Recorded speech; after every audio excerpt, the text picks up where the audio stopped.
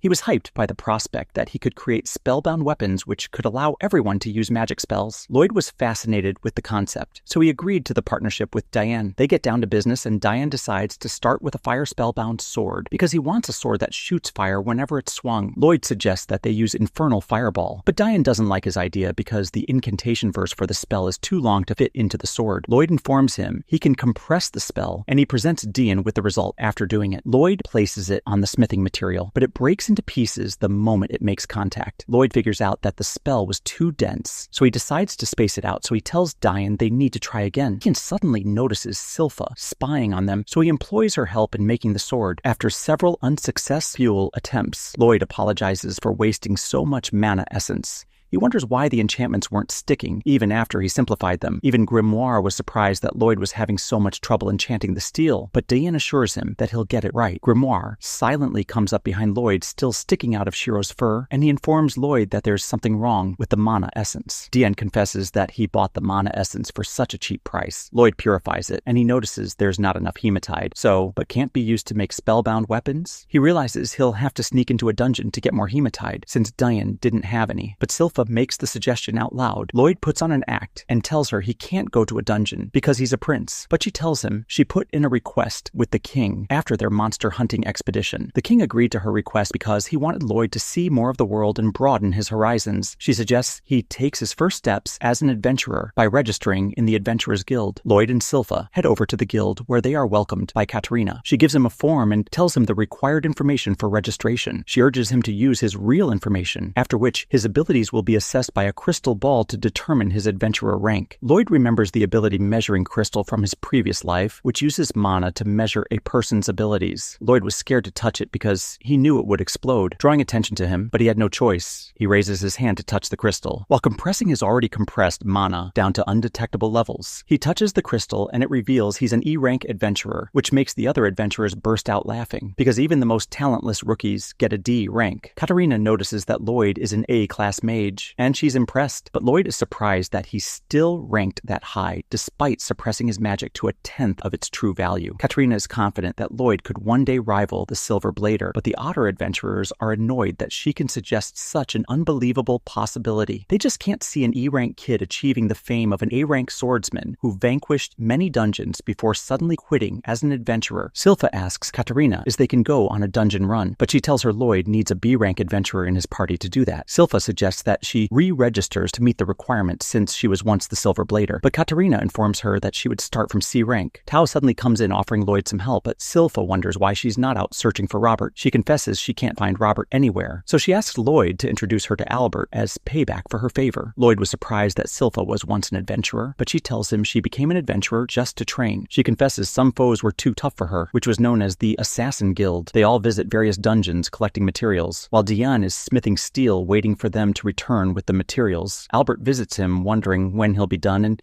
he tells him he's waiting on Lloyd, who would return in a few days. Dian notices that Albert is a bit impatient, and he wonders if a war is coming, and he assures him they would produce the weapons as soon as Lloyd returns. Albert tells him he doesn't have to worry about the war, because his swords will save people regardless. Dian tells Albert they may still be able to make it in time. As Lloyd returns with a chest full of hematite, they were finally able to enchant the steel, and after making the sword, Dian decided to test out the flame sword in the training room. He swings the sword, and it shoots flames, which obliterates its target to the surprise of all the spectators.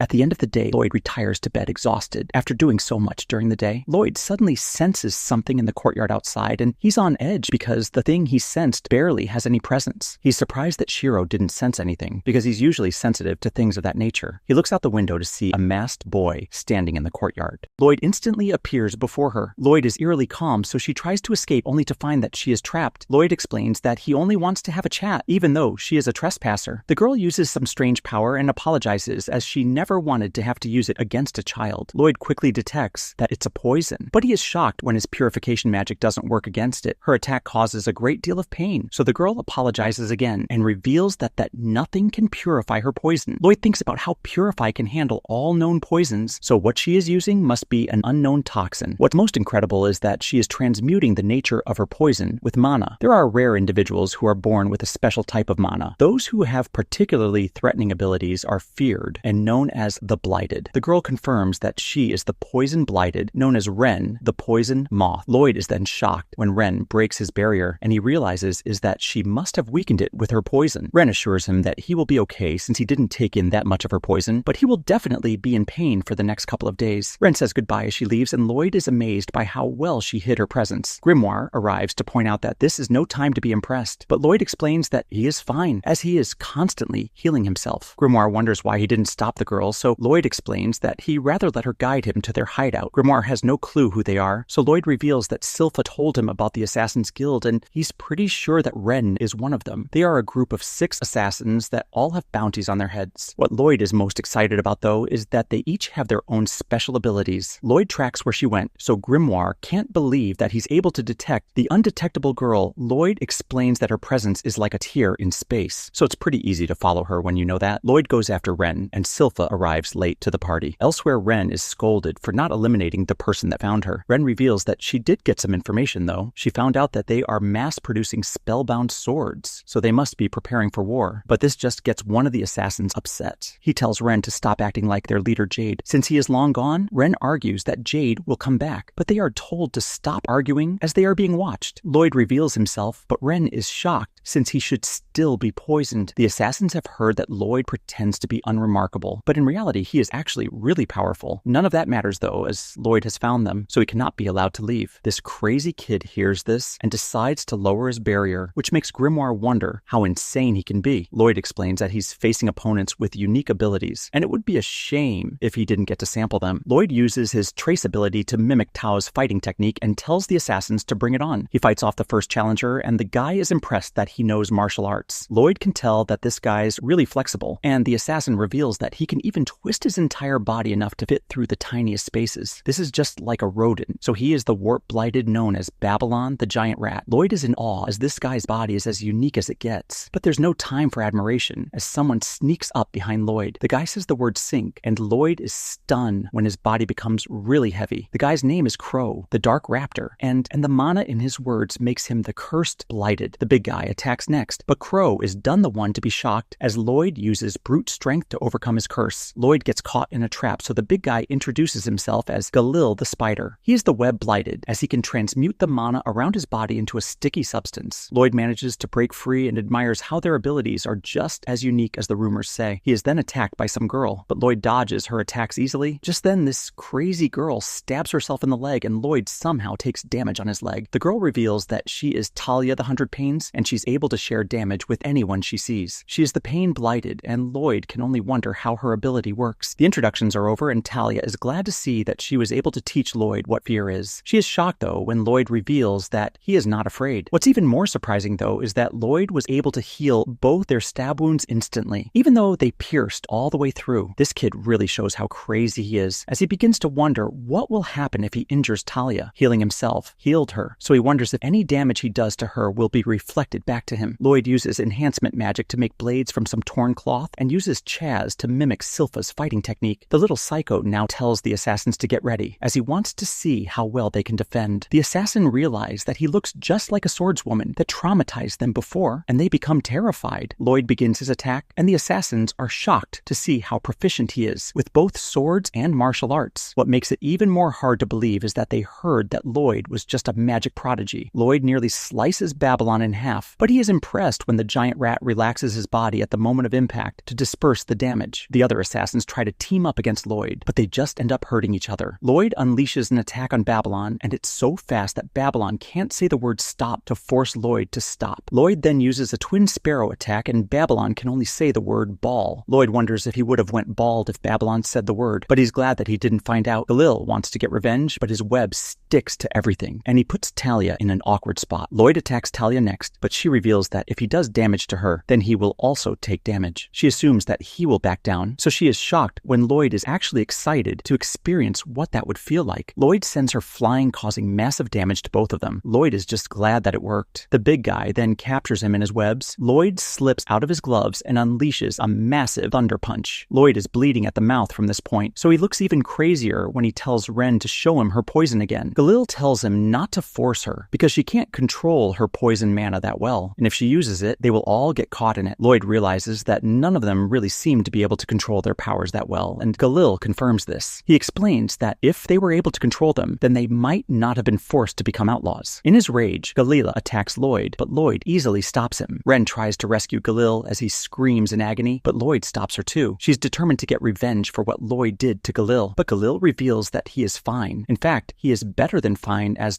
mana seems to be under control for some reason. Everyone is then shocked when Lloyd reveals that he engraved the spell directly onto Galil's back so he can control his power. Lloyd admits to never engraving a spell onto a person's body before, but he's glad that it worked. Galil breaks down as the curse is finally over, but Lloyd points out that it's better than that, as he can now control his mana at will. The others watch in shock, so Lloyd tells them that it's their turn. Lloyd engraves them as well, and they are relieved to finally be able to control their mana. Crow is next to break down in tears, as it's been so long since he could talk normally. Everyone celebrates, but Riemann pretends like she doesn't care. She says that she is crying for a different reason, but she can't hide the fact that she is happy about finally being able to wear whatever she wants, as her poison won't destroy her clothes anymore. Lloyd is glad that everything seems to be working out, but Ren doesn't like it when Lloyd is allowed to become one of them. The others point out that they owe the world to him, and they insist that she just get ready for the welcoming party. Ren tries to point out that he mass-produced weapons of war and snuck into an assassin's den. She thinks he's too crazy to join them, but Grimoire explains that Lloyd just did those things for fun. Lloyd wants to see what they can do with their powers, now that they can control them, but Galil thinks they owe him an explanation first. Lloyd says it's okay, but they want to tell him their backstory. Lloyd tries to tell them that they really don't have to, but they insist Lloyd isn't really interested about the history of the Assassin's Guild. But that all changes when Galil talks about their leader. Their leader is the Phantom Blighted, and he has the power of teleportation. He is called Jade, the Shadow Wolf. A look into the past shows Jade returning to their hideout after his ability teleported him somewhere randomly and against his own will. It's a terrible curse, and Jade's blighted might be the worst of all. That day, Jade decided that they would become the Assassin's Guild. The plan was to take shady jobs that the Adventurers Guild never got around to doing. They would then leave their Assassin's Guild emblem, which is a coin, at the scene so people would know that their existence was contributing to world peace. The idea was to do this so that one day they would not have to hide anymore, and they could live in the bright of day. Galil continues with his story. Lloyd wishes he would just talk more about the teleportation ability. Galil explains that just when things were starting to look hopeful, they heard that the Lord of Lordos was preparing for war, and that is when something happened to Jade. Just then, everyone is shocked as an envelope appears out of nowhere. A while later, Silpha barges into the assassin's den looking for Lloyd, but he is not there. She can still smell his scent, and she notices that a note was left behind. The note is from Lloyd, and he explains that he went to visit the Lord of Lordos with the Assassin's Guild. Albert shakes in utter fear as he reads the letter and wonders how this could have happened. He fears that Lord Ost and the assassins are working together, and they took Lloyd hostage. Diane calms him down, so Albert agrees that starting a war with Lord Ost is not the answer. War should only be the last option, so Albert vows to pursue a peaceful resolution to the very end. Just then, Silpha reveals that she found Lloyd's clothes in the assassin's den. They fear the worst, so Albert completely forgets everything he just said, and they both instantly agree that war is the only option. Elsewhere we see that Lloyd is not a hostage at all, and he's actually the one leading the charge. It turns out that the letter that the assassins received was from none other than their own leader Jade, who wrote out to them, claiming that he was transported to the territory of Lordos. But he managed to perform a coup on the Lord, who was trying to start a war and has named himself the Lord of that area. He then tells all of them to make their way to the manor, so he can give them all a proper welcome. The assassins seem overjoyed and very emotional at this letter, as they thought their leader was lost. But now they seem very happy and ready to leave in an instant. Galil bows down to the ground and thanks Lloyd for what he did and promises to pay him back in kind one day for sure. Meanwhile, Ren ends up making her way shyly to Lloyd and asks whether he could join them on their journey, as she wants him to use his magic to fix Jade as well. Lloyd thinks for a second, but then grabs the letter as he examines it and asks them, what do they think was used to send this letter here? The assassins find this question to be stupid, as it was obviously sent here by teleportation magic, which Jade possesses. Lloyd, however, claims that the magic very hard to master, as even a small inconsistency can cause a lot of problems while transporting something. But this letter was very expertly and precisely teleported to this location. That can only mean one thing, that Jade already knew how to take control of his abilities. The older assassins start thinking about this possibility, while wondering why would their leader betray them in such a manner. Ren, however, is still naive and believes optimistically that Jade might have learned how to control his abilities somehow, and is honestly asking for them to come. But the other assassins are more cautious, wondering whether this is some sort of a trap. Lloyd turns to the lowly and tells her that if Jade already learned how to control his powers, then there is no use for him to accompany them. This saddens Ren, who really felt safer with Lloyd around. Lloyd, however, is very fickle and immediately claims that he will still accompany them, as he is interested in teleportation magic and wants to witness it on his own. He then calms Ren down by flicking her on the head as he tells her not to worry because he will deal with anything that goes wrong. They thank Lloyd as he decides to take them all for a ride on his sewer's sonic air magic. He travels at the speed of sound, while the assassins are screaming for mercy, as they have never traveled this way in such high speeds. Finally, Lloyd stops in a forest, where the assassins take her a deep breath as some of them feel motion sickness, while Babylon is completely twisted in uncomfortable positions. Lloyd tells them to take a breather, and hearing this, Ren claims that she will get them some food and rushes off inside the forest to hunt some wild animal. Talia tells Lloyd that Ren seems to want to impress Lloyd with her skills in a forest which she learned because her poison curse ended up killing her parents, forcing her to live alone in the forest where she took care of herself. One day after Jade got teleported randomly, he came back with her wrapped in a tight ball, as he explained that she is blighted with poison. The others were very apprehensive at this and told him that she could be dangerous if she can't control her poison, and moreover, she looks more like a rabid beast than a human. Jade would hear none of it though, as he cuddled and rubbed her all over his face, calling her cute, before spewing blood out of his mouth because of the poison as he falls to the ground. Baby Ren starts crawling away while the others tell Jade that it's for the best, but Jade would hear none of it and told them that he will live here alongside Ren no matter what, and they all need to help him raise her up. The assassins at the end of the day were misunderstood, kind-hearted people who decided to adopt the child, as Galil became her teacher Crow and Talia, her dress designers, while Babylon took the job of getting her good, nutritious food. Years started passing by, during which she would hide in the barrel to prevent her poison from leaking all over the place, as she gets taught by the various people in her party and slowly began to consider them family as well. A long while later, after countless fail attempts, Jade managed to engrave some spells on the costume that Crow and Talia designed. With the help of that, Ren could now stay outside the barrel without injuring other people with her poison. Lloyd touches the cloak that Jade engraved and told Galil that he would like to meet this person when finally Ren reappeared and cooked some food for them. The food looked horrendous, like a bubbling pit of tar. So Babylon asks Crow whether he could use his abilities to make the food taste good. This obviously pisses her off as she punches him in the stomach, Stom knocking him out and tells everyone to at least taste her cooking. Talia, on the other hand, calmly explains to her that they also have the 7th prince of the kingdom with them, and they can't serve him bad food at all. Ren seems hurt, but also understands the point. But when they turn around, they see both Lloyd and Grimoire going at the food with their mouths full, claiming that it tastes very rich and good. Lloyd doesn't mind eating all this because in his previous life, he was completely broke and ate much worse than whatever Ren whipped up for him. The other assassins are surprised as they are from the slums and are still thinking whether to eat it or not. But Lloyd, even after being the 7th prince who probably only ate the best stuff, is devouring this food. Yet the others take inspiration from this and start enjoying their share as well, even asking for second servings. Galil continues his story and tells Lloyd that before Jade left, one day, while they were enjoying food, he ended up confessing the truth about how he is the 3rd son of the Lord of Lordos. He claimed while crying that his family is a bunch of monster who do nothing other than plotting wars and murders, but he wanted to stop them. The only way he could have stopped them was through force, and for that he needed powerful allies. He confesses that he sought them out because of their abilities and was intending to use them in his plan to oust his family from the lordship so that this cycle of war and destruction can be stopped. He looked at the ground, afraid of how his friends would take the confession, totally expecting them to leave him immediately. But to his surprise, they barely took notice, as they claimed that they always thought he was some rich, snotty kid and told him that it didn't really matter to them whether their abilities were being used or not, because at the end of the day, they were considered outlaws. But because Jade struck a deal with the Adventurers Guild to form an undercover suicide squad, they are close to becoming normal civilians with the bounty removed from their heads. Jade thanks them for their support and tells them that ever since birth he was cursed. His entire family was cursed, making his entire life cursed. But being with them was the only blessing he ever received in his life. The others asked him nonchalantly about when they are killing the Lord of Lordosti, but Jade tells them that he is going to deal with it alone. He tells them that if they kill some nobles of a different territory, their bond with the Adventurers Guild will be broken and their bounty would be increased fold. Because of that, he promised that one day he would kill his family and become the lord of that region so that every cursed and blighted person could live there in peace. Lloyd finds Jade very fascinating, and after finishing their meal, they begin walking towards the manor. Lloyd ends up sleeping, which they find very cute, but Grimoire reminds them that Lloyd is a monster, as he is still maintaining an incredibly strong barrier in their sleep. While walking, Ren suddenly stops and tells them that they should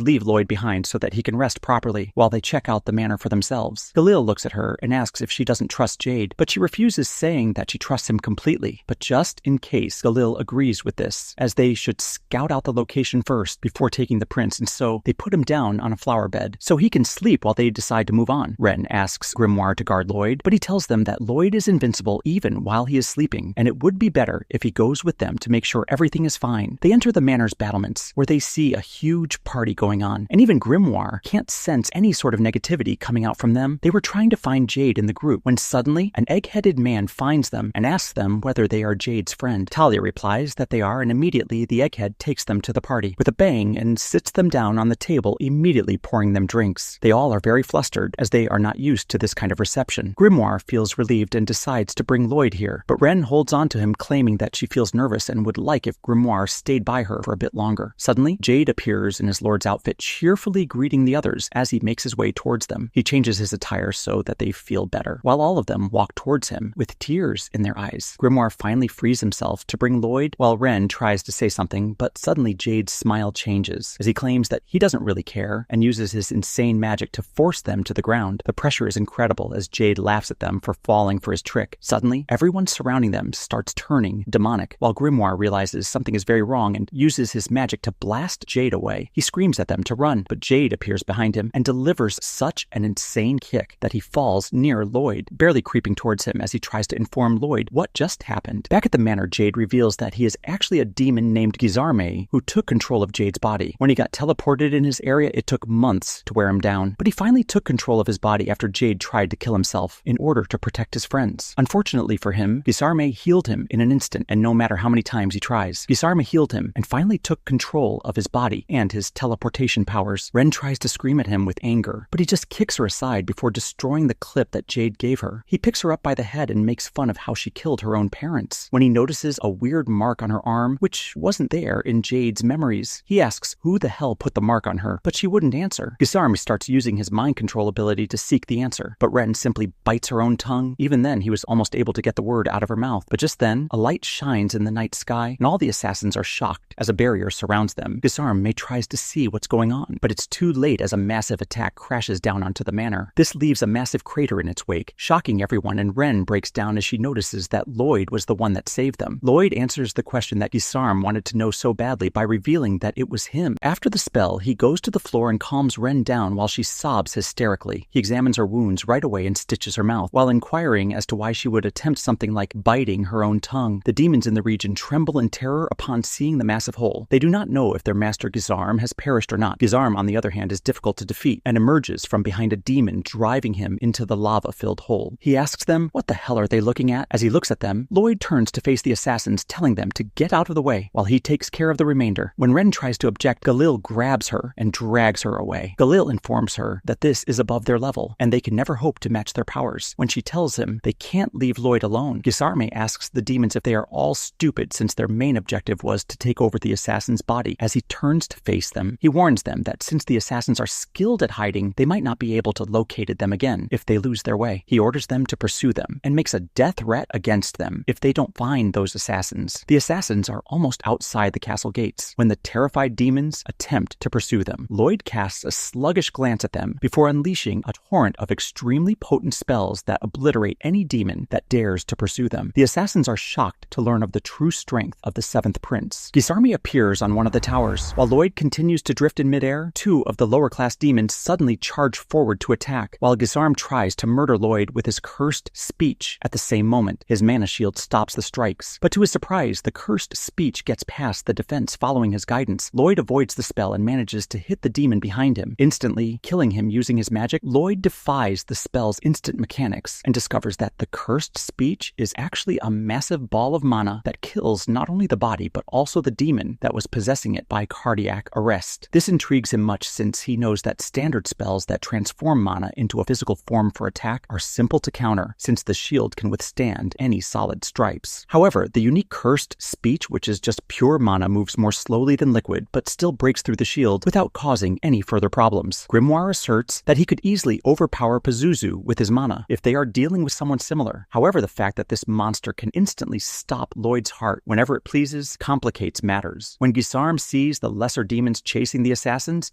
he appears humiliated since they are so weak that ordinary magic can destroy them. Grimoire advises Lloyd to give it further thought, because this monster can be quite problematic. He says that there are 10 different kinds of demons. For example, the rubbish demons racing away are level 10, and Pazuzu was level 8. When Lloyd asks Grimoire what level he is at, he replies that he is at 3, which leads Lloyd to think Gisarm might be a level 1 demon after all. Grimoire, on the other hand, is worried as he asserts that Gisarm poses a greater threat than rank 1 demons, making the situation even worse. He is essentially a demon ruler, because he is a native of the Netherworld. He explains that Gisarm is so incredibly strong that not even 100 level 1 demons can even scratch him. This demon ruler is a fairly huge dirtbag, Lloyd says with a smirk as he starts floating towards him. Grimoire begins to perspire as he informs Lloyd that they should try to run, because even he is outmatched this time. However, Lloyd would not listen as he approaches the hideous creature even more. Lloyd cheekily answers that he is just the 7th prince of a kingdom when the demon asks him who he is. After giving it some thought, Gisarm says he believes Jade once desired to see him, but he can't be bothered to recall the precise reason. Lloyd informs him that although he too wished to see Jade, he is now unable to do so due to Gisarm, given that Gisarm even attempted to attack the assassin guild which belonged to his kingdom.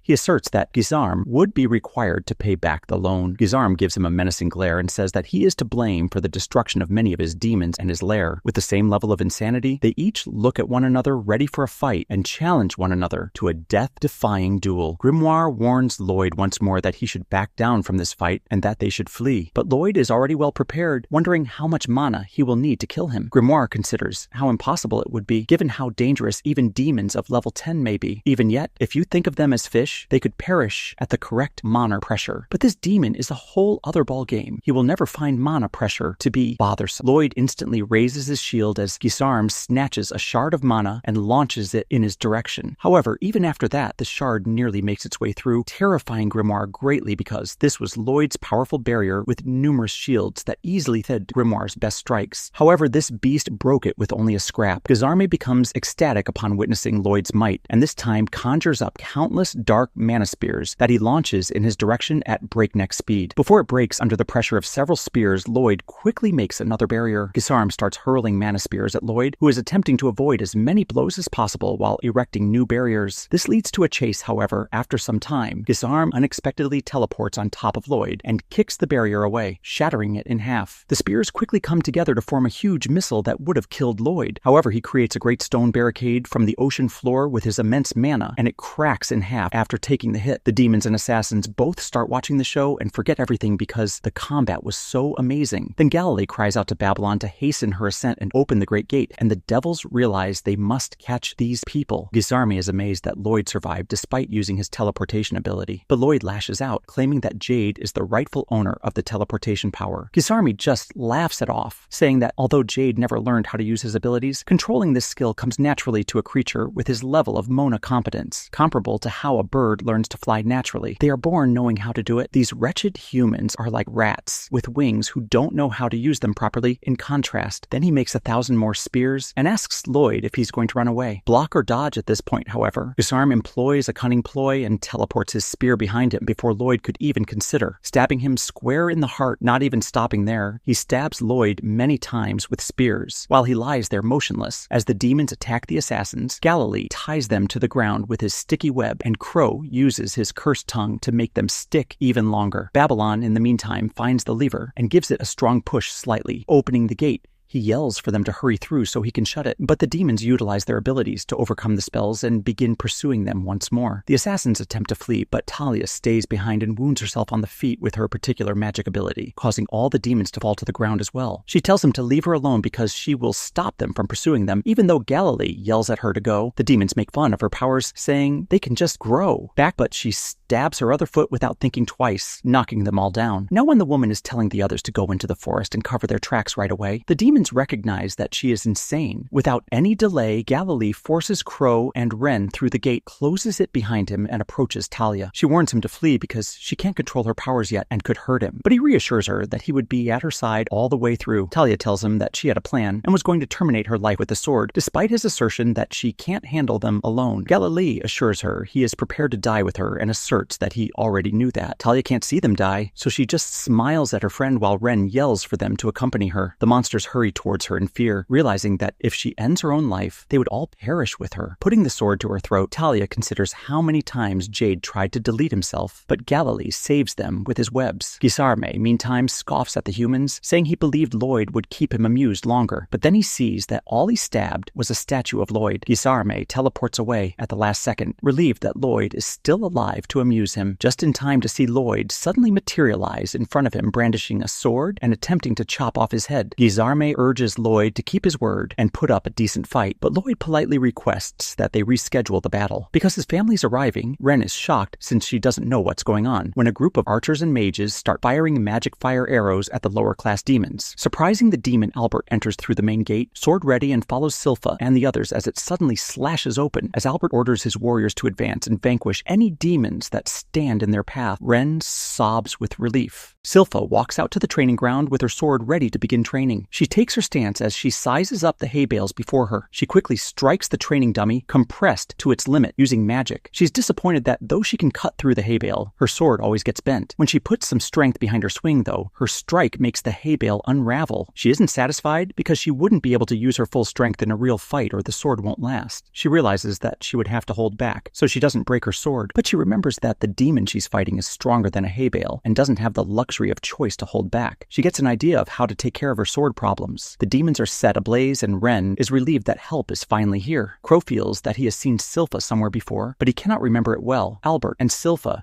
hear it, and they turn around to give them a death stare. Soon the assassins are on their knees, shivering in terror as Albert hears what to do with them. Dian tells him that the demon mob should take priority right now, but Silpha says that dealing with the Assassin's Guild comes first. She points her sword at them and asks them where is Lloyd. They freak out, and then Silpha pulls out a pocket watch, telling them that for each lie they tell her, she will kill one of them. Galilea trembles and stutters as he reveals that Lloyd is currently fighting at the castle. Albert asks who is Lloyd fighting and why. Ren replies that he is fighting the boss of the demons for them, but Babylon shuts her mouth, reminding what Lloyd had asked them to promise earlier. Earlier, when they were eating the sleepy Lloyd, had asked them to keep his strength and grimoire a secret from the people of the palace. Galilea asked him why would he like to keep it a secret, and he replied that he doesn't want any attention that will distract him from his magic studies. Now Ren wonders what should she say. Silpha tells them that their 1 minute of silence is almost over. So Ren panics and says that Lloyd is fighting a total loser right now. The others also try supporting her statement, but they look like a bunch of idiots, and Silpha doesn't trust them at all. She plans to end Ren's life first. But Albert stops her. Galilea and others start sucking up to Albert, saying that a kind and wise person like him will surely hear them out. However, Albert sternly tells them to shut up. He pulls out Lloyd's underwear that they found in the assassin's headquarters and asks them why would Lloyd fight for the people who dared strip him naked. Galilea says that the clothes were just covered in his fluids, so he left them to dry, not realizing how incriminating his words sound. Albert and Silpha are in full murder mode now, but Ren stands up to them. She admits that they would not believe outcasts like them so easily, and she is ready to accept any punishment they give out, however. She wants them to believe her just one time. She says that the demons took away Jade, who was the person she adored the most from her, and Lloyd is fighting the demons because of that. Everyone stands silently as they ponder her words, but then suddenly a demon-possessed human attacks her. Out of nowhere, Princess Ailise comes there riding her majestic fox Laru that bites the demon and saves Ren as the fox chews and swallows the demon. Ailise says that they can trust Ren because if she had any ill intentions, Luru would gobble her up first. Albert decides to trust his sister's word and claims that the demons are their new priority now. He orders Silpha to find Lloyd and retrieve him, and she begins leaving to fulfill the order. Ren panics and clings to Silpha, trying to stop her by saying that Lloyd is fighting a total weakling, so he doesn't need any help. Silpha tells her to let go or she will strike her first, but Ren holds on to her despite being afraid. Suddenly she notices the teleportation magic circle in the air, and then some dark energy spears rain down on them. Before anyone can even realize what is happening, the bridge is destroyed. Dayan looks down and finds that the demons are trying to cross the river and reach behind them. Albert panics, realizing that if the demons reach behind them, they will be trapped. He orders his soldiers to retreat, but Silpha is deeply troubled now because she was so close to reaching Lloyd. Turns out that Gisarm attacked the bridge because Lloyd asked him to do it, as that would let them fight freely. As Gisarm sees the forces retreat, he tells Lloyd that they should resume their battle. He snaps his fingers and teleports a bunch of spears at Lloyd's location to stab him, but Lloyd evaded that attack with great speed. Gisarm sends some more dark spears to chase after him, but Lloyd seems to be focused entirely on his sword. Even as he evades the spears,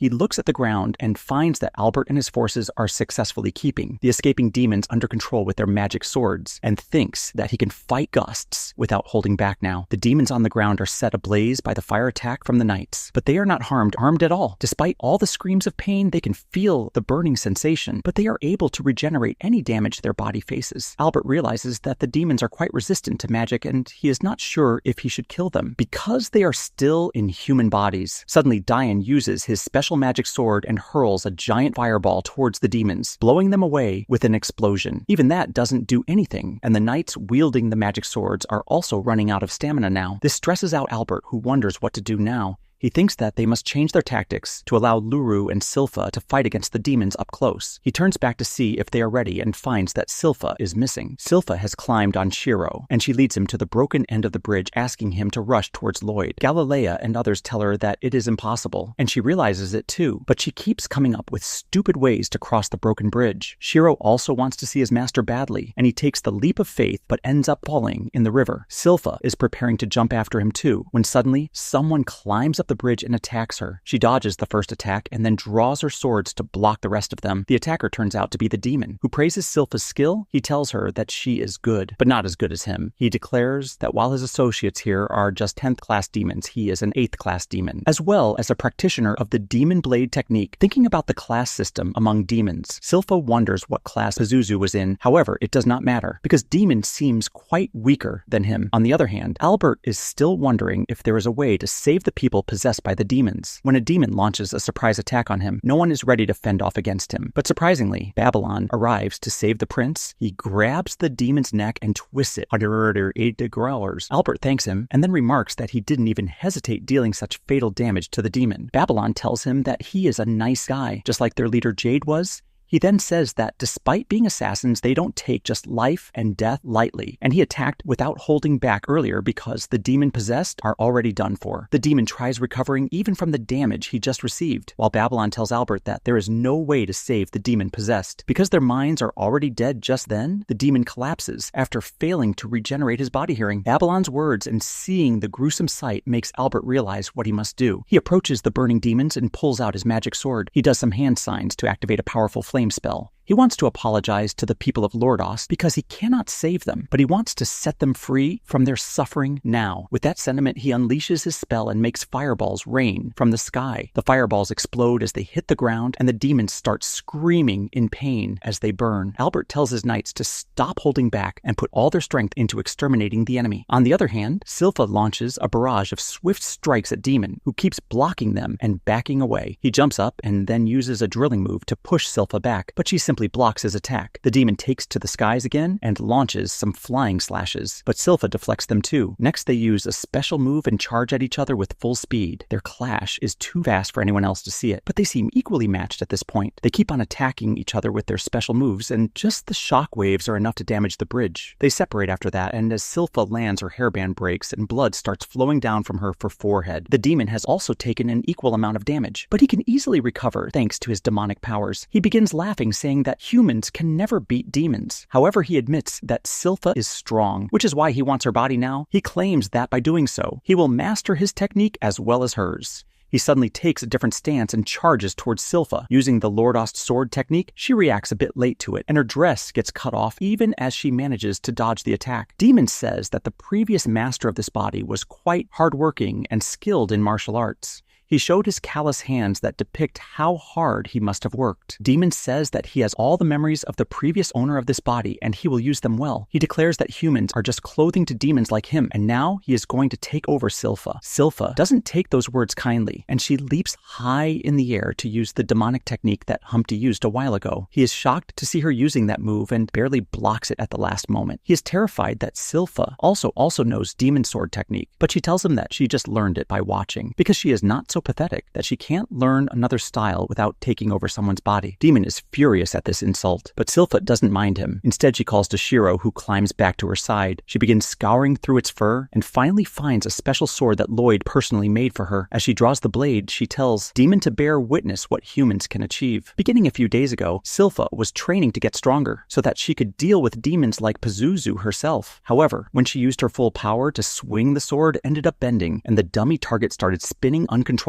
Before reeling out, Silpha was disappointed. But just then, Lloyd and Dian came to visit her with a brand new sword. She was delighted to receive it, and Lloyd told her that it is a magic sword, but he has not put any fancy spells in it. However, he had made it extremely strong and flexible so that it could handle Silpha's full power. He told her that she could even cut down a demon with it. Demons are basically psychic beings, but they can't do much without a body, so they create their own or possess a human. If their body dies, the demon inside it dies too. Silpha asked Lloyd why did he chose those spells for her sword, and he nervously said that she always seems to be holding back when she swings her sword, so he thought that she might be afraid that it would break, so he made one that would not break. Silpha was overjoyed and hugged Lloyd, thanking him for paying that much attention to her. Dian interrupted their moment and suggested that they name the sword too. Silpha recalled her failure against Pazuzu and decided to name the sword Demon Bane to indicate her ambition to never lose to another demon in the future. Now she draws the Demon Bane and says that she will prove the effectiveness of the name right now. Demon is furious at her, even though he is sweating because of nervousness. He calls Silpha delusional for thinking that she can beat him. He laughs, saying that this kingdom will be destroyed by the demons for no particular reason except fun. Demon says that Gisarm created this entire elaborate plan to lure Jade here. He made the underlings possess the bodies of the people of Lordos and began spreading news of war. Jade had no choice but to come back home because he wanted to avoid that war at all cost, and that proved to be his fatal mistake. The assassins are furious on learning that that the demons did such horrible things to Jade and Ren cannot control her rage. She charges at Demon for revenge, but Silpha just smacks her, telling her that she is getting in her way. She then takes her stance and tells Ren to not worry because she will avenge Jade and make sure that the demons can't destroy this kingdom. Demon says that he will prove her wrong with his ultimate move. He charges at her, but Silpha draws her blade, slashes him, and then sheaths it back before he can even blink. Demon's body is split into many small parts, and he splurts out blood everywhere as he dies. Silpha covers her sword in a delicate lace and then glances back at the dead body of her enemy, looking absolutely cold and menacing. A look back show is a very tired Jade, and he says that he was finally able to do something. Gizarm assumed that he meant he finally made peace with the end of his life, but Jade just told him that he wouldn't let Gizarm get away with what he was doing. He declared that Gizarm would lose, but he passed away before he could say who would defeat him. Gizarm then took full control of his body and searched his memories. He saw all of Jade's friends, but there was something deeper down that his friends wouldn't let Gizarm see. Gizarm knew that Jade was terrified of war, so he told the demon that they would start a huge war. Back to the present, Silpha has defeated the demon, but she apologizes to the swordsman that had his body taken. Silpha is surprised to see that the assassins are crying, and she points out that they don't seem cut out for being assassins. Just then, steam explodes from the river, and it gets really hot. Lloyd can't see anything because of the steam, and he wonders if he made the wrong decision. A look back to just a moment ago shows Lloyd trying to think of a better way to deal with Gizarm's attacks. His spears can pierce through a single or double layer barrier with these, and if Lloyd gets hit by one, he is a goner. Luckily, they won't be an issue, as long as Lloyd keeps a heavy-duty, heavily reinforced barrier up at all times. The problem is that Gizarme can use cursed speech that can slip through any barrier. Cursed speech usually travels slowly, but Gizarme is attaching them to his crazy fast spears. Lastly, and most dangerous, is Gizarm's Shadow Wolf attack. That basically requires Lloyd to always be moving at high speed. If Lloyd slows down for even just a couple of seconds, Gizarm takes note of his position and teleports an attack at him. Lloyd figures that Gizarm has so many powerful attacks that he's just going all out on offense, so Lloyd decides to switch to attacking as well. Lloyd must do this in under 2 seconds to avoid the Shadow Wolf attack. He does, and Gizarm is amazed by Lloyd's magic. He isn't worried though. Gizarm is sure he can survive its attack easily, but Gizarme doesn't want to burn his clothes, so he dodges Lloyd figured he would, and his attack just hits the river and causes the steam to go everywhere. Lloyd now gets annoyed because Gizarme can teleport anywhere, and he constantly has to use spectral detection to find him. Grimoire reminds him to keep moving, so Lloyd flies off, but he comes up with an idea. Lloyd wasn't moving for a while there, but Gizarm didn't use Shadow Wolf to attack him. This makes Lloyd wonder how Gizarm is able to detect where he is. He remembers that Gizarm was afraid of letting the assassins get away because they wouldn't be able to find them again. Lloyd determines that Gizarm relies on his line of sight to target his teleportation, and he realizes that the steam must be helping him hide. Grimoire gets worried when Lloyd stops moving, but no attacks come from Gizarm. The steam is blocking them, and Gizarm must see them in order to attack. Lloyd wants to get close enough to land and attack with his sword, but he is sure that Gizarm will no notice if he gets too close. As for Gizarm, he knows that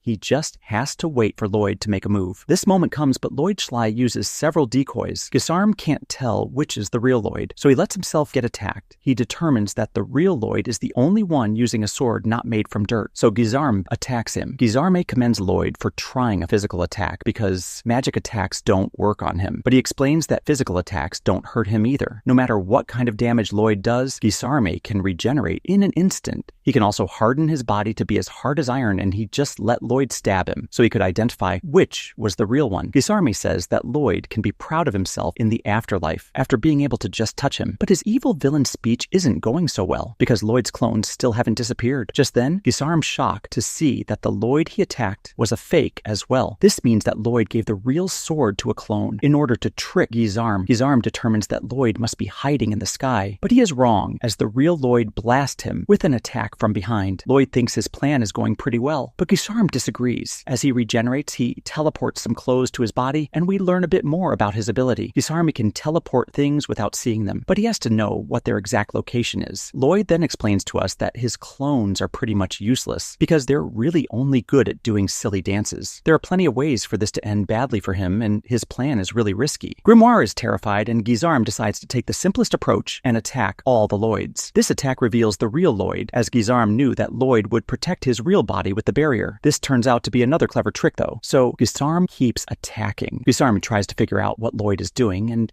He gets excited when he realizes that this fight is more exciting than fighting demonic legions. He is sure that Lloyd must feel the same way, and he takes out even more clones. In the shadows, Grimoire is terrified to see what Lloyd's plan was. He knew that Gizarm would target his clones with a barrier, so he decided not to put a barrier around himself. Instead, he's just using an obscure skill to hide his presence and doing his best to avoid being hit by spears. This is incredibly dangerous. So Grimoire wonders what could possibly be worth such a reckless strategy. A look back shows what is so special about the sword Lloyd is using. It's a spellbound sword with an inscription for spell taking. Spelltaker can absorb a spell and use it to increase the wielder's own mana, or he can analyze it. Back to the present, Grimoire realizes that Lloyd is trying to decipher the spell needed to use Shadow Wolf, the one that Jade spent his entire life trying to figure out and failed. Trying to do this in the middle of such a dangerous fight is insane. So Grimoire begs Lloyd to just give up and run away. He realizes, though, that Lloyd won't run because he would never turn his back on undiscovered magic. Lloyd is the biggest magic maniac in the world, so Grimoire gets some confidence and roots for Lloyd to defeat Gizarm. Lloyd uses Spelltaker to analyze the spell, and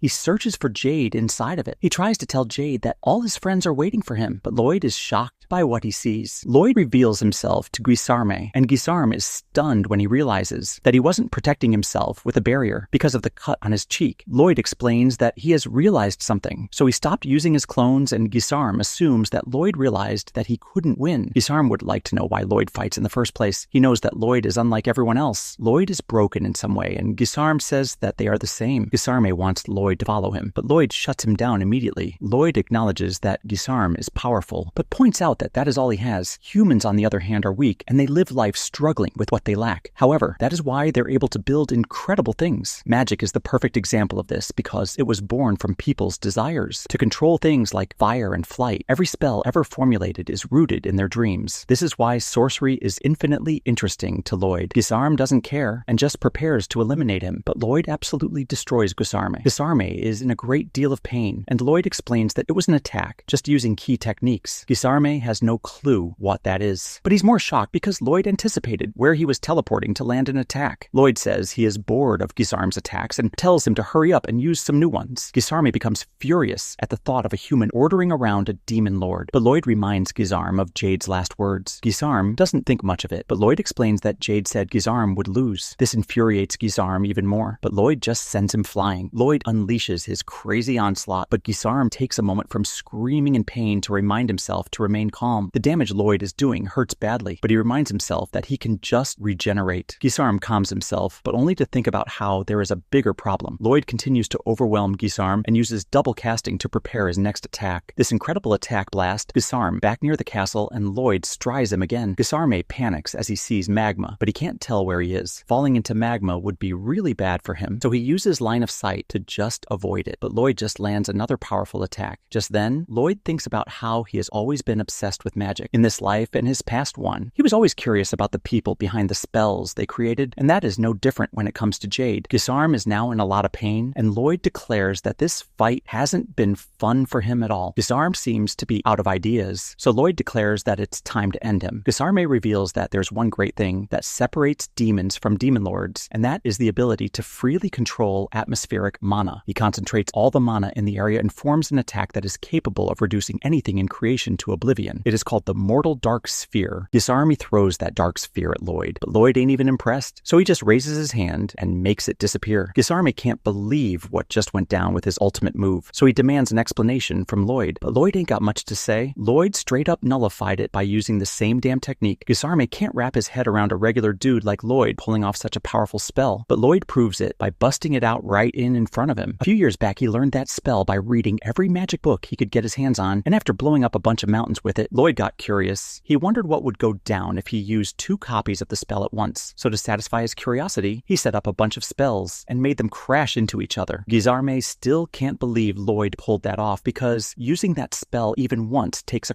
crazy amount of mana, but when Lloyd made them collide, they just went poof and vanished. So if he had to describe how he felt about it, he was just as let down as he is now, that he knows Guisarme ain't got nothing more to offer. Guisarme starts going off saying a regular mortal shouldn't talk shit to him like that, but Lloyd ain't even paying attention because he got a sneeze. Guisarme finds it even more disrespectful, so he teleports behind Lloyd and grabs his head, but damn, he regrets it right away because he gets a taste of Lloyd's real power up close. While Guisarme straight up froze in fear, Lloyd speaks speaks up and says there's just one more thing he wants to find out. He asks if the void spell can kill a demon like Gizarm. He summons a bunch of void spells all at once and has them closing in on Gizarm. Gizarm tries to teleport away, but Lloyd knows how to keep track of that shit, so he still manages to land a hit on Gizarm. Back with the crew on the ground, because of all the damn fog, the demons can't see shit. But Leroux, Shiro, and Silpha, they still able to throw down because they got that keen sense of smell. And while they slashing through the demons, Silpha notices something off these demons and ain't as strong as before. Ren tells her it's because of her poison, and she trying her best to only hit the demons. But her control ain't top-notch, so Silpha got to be careful not to take too many deep breaths. Albert's stuck there doing nothing because he can't see a damn thing. He's just hoping the sun comes up soon so they can see something at least. But when he checks his watch, he damn shocked to find out that it's already morning. But the sky is still dark as hell for some reason. Up in the sky, Lloyd's mana got the whole area still in darkness, and Gizarm getting sucked into Lloyd's void spell, and ain't no regeneration going to save his sorry ass, since he is about to die if things keep going like this. Gizarm decides to ditch his body and make a run for it, but Jade's body ain't having it, clamping down and keeping him trapped. Gizarm got no options left, so he starts playing mind games, trying to trick Lloyd into letting him go by pretending to be Jade, but Lloyd too damn smart for that shit. He doubles down on the spell, crushing Gizarm and finishing him off for good. Once Lloyd is sure Gizarm is dead, he hides his mana once more, and finally the sunlight breaks through. Ren looks up at the sky and she has a flashback to when Jade told them about Lloyd. Jade heard rumors about the 7th Prince of Saloum, and even though Lloyd wasn't in line for the throne, there were mad interesting stories about him, like the fact that there was a massive explosion when he was born. Castle tried to cover it up, saying it was just a messed up gender reveal party, but Jade heard the real deal, that Lloyd was casting a spell right when he came into this world. The others found it hard to believe, but Jade thought it was a dope story. If there really was someone gifted enough to use magic from day one, maybe Lloyd could help them break their curses and live in the light again. At the time, it was just a joke, but they never thought it would actually become true. Once everything was settled, Lloyd and Grimoire teamed up to build a badass memorial for Jade, but Grimoire asks if it's really straight for it to be so far away from all the others. Lloyd thinks it's perfect, because there ain't nobody getting buried anyway, and this memorial is all about remembering Jade. Grimoire switches gears and gives props to Lloyd for pulling off that sick void spell on Gizarm, even though that thing moves slower than a snail. Lloyd explains it's because he analyzed the teleportation and knew exactly when it was going to go down. Once he had that intel, it was all about linking it to his reflexes, so he could dodge attacks like a boss and chase Gizarm whenever it tried to bounce. But don't get it twisted, the fight was far from easy. Gizarm was a beast, and Lloyd could have been 6 feet under if he slipped up even once. Analyzing teleportation in the middle of a fight was a crazy idea, but he had to do it to land a hit on Gizarm, and it was all about cracking the code on teleportation. Lloyd wouldn't have been satisfied if he didn't figure that shit out, but here's the deal, he can't even take credit for figuring it out, because Jade had already laid down the perfect groundwork. In his final moments, Jade wrote out the teleportation spell, leaving it behind, knowing someone would come along and fulfill his wish of taking down Gizarm. So the real hero who saved the day was Jade, with no doubt. A little while later, Albert rolls up and asks who the grave is for Lloyd's, at a loss for words. But Albert says he already knows. It's a grave that belongs to the former leader of the Assassin's Guild and the previous ruler of Lord Ost Jade. The Assassin's Guild filled him in on Jade's revolt and reached out to Lloyd for help. Lloyd just goes along with it, because the guild cooked up the story to cover his back. According to their version, Lloyd stepped up and took down the demon-possessed Jade's body. But even if their motives were pure and their ambitions were high, they've been making their dough by taking lives all this time. And let's be real, they straight up nabbed a royal family member to join them in a war. So these charges are serious as hell and could get them executed. But they claimed they want to make it right by serving Lloyd for the rest of their lives, and they ain't playing around. So Albert's got one question for Lloyd. It ain't gonna be like taking in a damn pet or something. If he agrees to have the Assassin's Guild as his crew, then everything they do becomes his responsibility, and he's going to be held accountable for any damage caused. Lloyd tells him he gets it and is ready to take charge of the whole Assassin's Guild from now on. This is the first damn time any of them have seen Lloyd give a damn about others like this. So Albert reminds him that just because he's the 7th prince doesn't mean people don't give a damn about him or what he does. Because besides being a prince, he's first and foremost Albert's adorable little brother, and Albert's always going to love him, maybe a bit too much though. Just then Tao comes busting in because she heard Lloyd was in trouble and ran all the way here. But damn, she realizes she missed all the action and feels hella embarrassed, so she turns around to bounce. Albert chases after her because